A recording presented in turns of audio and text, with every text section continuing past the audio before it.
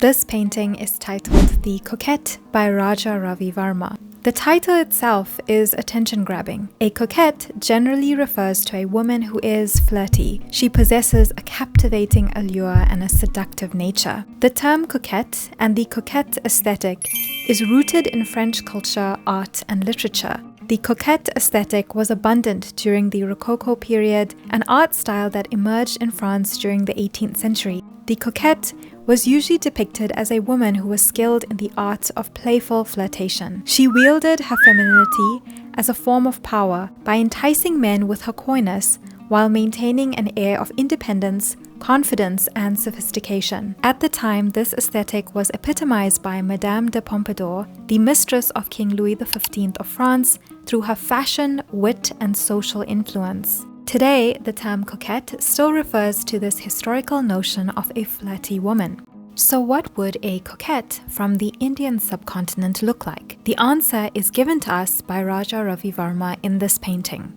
Our coquette is an unknown woman. Her hair is long and undone. The first thing that we notice about her is her jewelry. She is adorned with stunning, ornate Indian jewelry, earrings with pearls, necklaces, bangles, and a nose piece. Raja Ravi Varma, being a South Indian man, often depicted his heroines in traditional South Indian jewelry. The nose piece on the coquette is quite interesting and seemingly reflects the South Indian Polaku-style nose ring. It is often worn on the septum, and it is a part of the bridal trousseau of brides of Tamil Nadu. The coquette looks coyly at the viewer, tilting her head slightly. That is when we notice the drape of her sari. Her drape is somewhat undone. Is she taking the sari off, adjusting it, or putting it back on? That's up to the viewer to decide.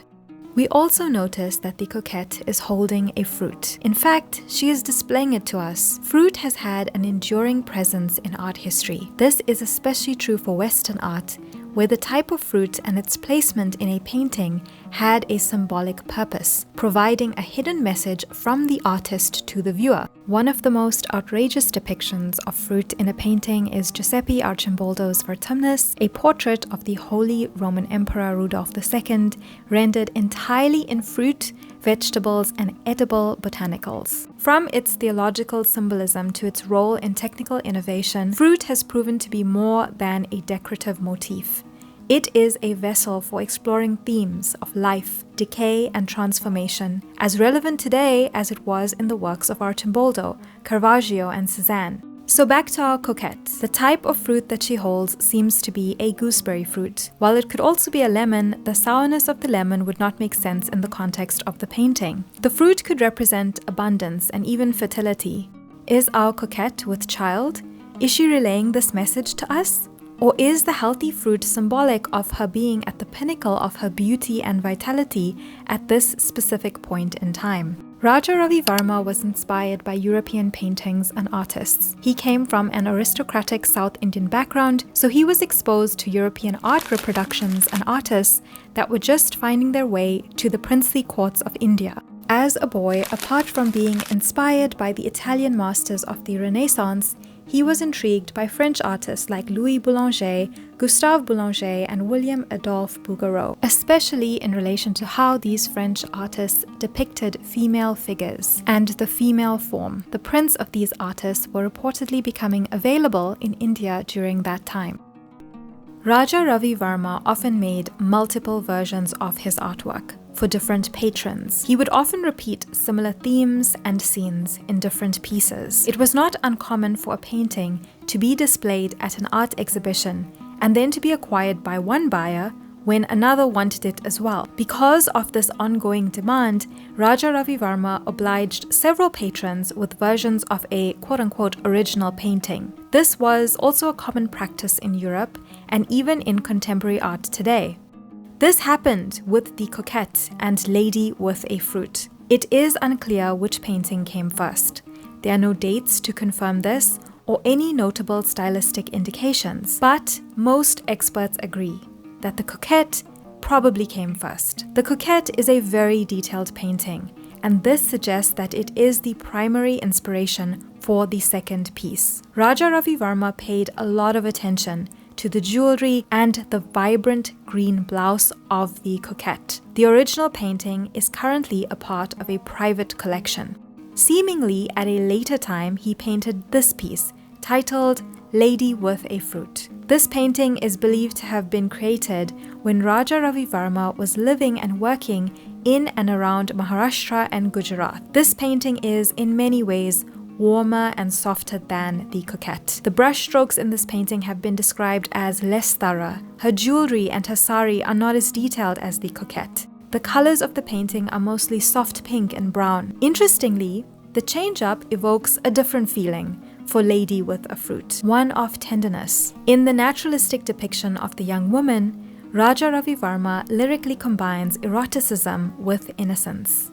Lady with a Fruit is currently held at the National Gallery of Modern Art in New Delhi, India. The most striking feature of Raja Ravi Varma paintings is that his paintings are so lifelike. This probably has to do with the fact that Raja Ravi Varma used real-life models for his paintings, and he selected the models for each piece. He consciously selected women for the type of painting that he wanted to produce, considering the theme and the genre. His speciality was realism at its peak. But there is a sensuality imbued in his paintings. His imagination and creativity presented the feminine form as an ideal, be it in his depiction of a mother, a coquette, a seductress, or a temptress. His portrayals were in accordance with his lived experience and his viewpoints. That is why his work does not come without criticism. If you've been on TikTok, coquette core is a popular aesthetic on the platform. The modern-day coquette aesthetic has become an expression of hyper-femininity and cutesy outfits. Think soft pink outfits, Sofia Coppola films, and bows. The aesthetic arrived in 2020, trotting towards us in silk ballet flats and little bows, armed with Vladimir Nabokov's Lolita. Since then, it's been ebbing in and out of popularity. How to do it? The coquette aesthetic might call for the wearer to be furiously cooling themselves with a fan, lacing up those ballet flats, braiding hair into pigtails, adding a ruffle here and there. The bows, the little bobby socks, the vanities littered with powders and trifold gold-trimmed mirrors, maybe Lana Del Rey is playing in the background. Seeing the world through powder pink tinted glasses might be a raunchy recipe for male gaze disaster, but only if we want it to be. The problematic and creepy nature of the modern-day coquette aesthetic lies in its Lolita references. Despite its many variations, be it good or bad, the essence of the coquette celebrates femininity, encouraging individuals to embrace their own playful flirtatiousness while asserting their autonomy and independence. Through ever-changing culture, fashion, film, design, and art, the coquette aesthetic should always explore and embrace the power of seduction while maintaining self-expression. Raja Ravi Varma's Indian coquette will forever be an iconic display of mystique, femininity, and flirtatiousness.